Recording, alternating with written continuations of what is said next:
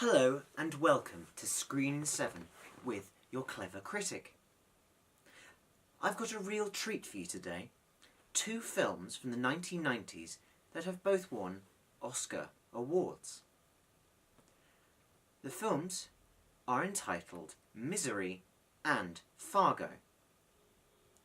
The first film, Misery, is based around romance novelist Paul Sheldon, who, upon the completion of his book, is involved in a car accident.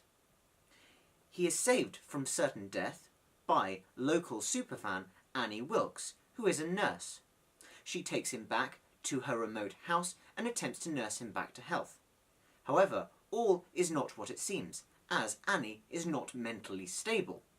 And when she finds out that he kills his lead character, Misery Chastain, her favourite character, she becomes psychotic and attempts to force him to write a new novel, bringing the title lead back to life.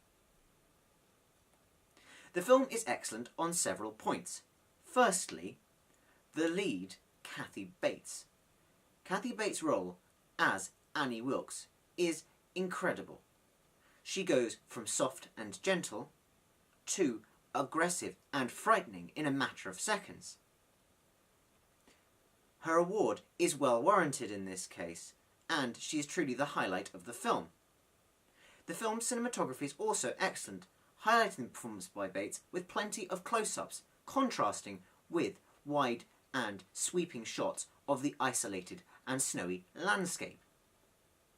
The film could feel overly tense if it were not for side characters, most notably the sheriff and his wife, whose comedy and banter help to lighten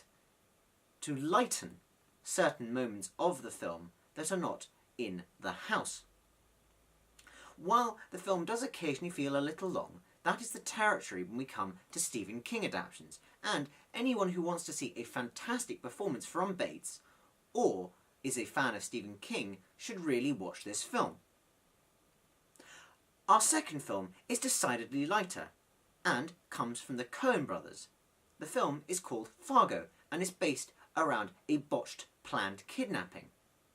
A kidnapping planned by Jerry Lundegaard, a low-rent car salesman who decides to fake a kidnapping of his wife in order to receive half of the ransom paid by his father-in-law, so that he can pay off his debtors.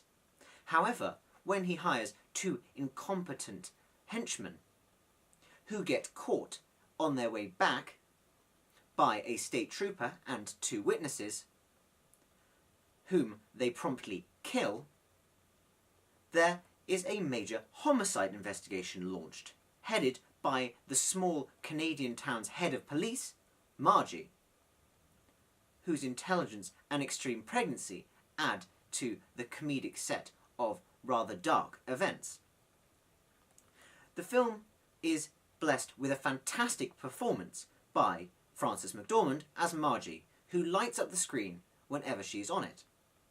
Her kindness and fierce intelligence, contrasted with the stupidity of those around her, always gets a laugh. Those around her, who underestimate her because of her pregnancy, regret their decision by the fact that she always gets her case. The film is also a fantastic showpiece for cinematographer Roger E. Deakins, who is rather famous.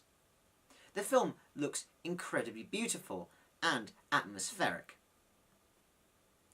For those who are familiar with the Coen brothers films, there are often a lot of characters and plot lines. This may seem a little convoluted, but it is well worth having an extra think once you finish watching the film, as it really doesn't take a lot to unravel. The film is rather slow to begin with, but as soon as Margie comes on screen, it gets off to a galloping pace. For those who want something lighter and don't mind a little bit more violence, I think that Fargo is an excellent film. And while Misery isn't exactly free of violence, those who want a little less humour and a little more tension might want to go for Misery.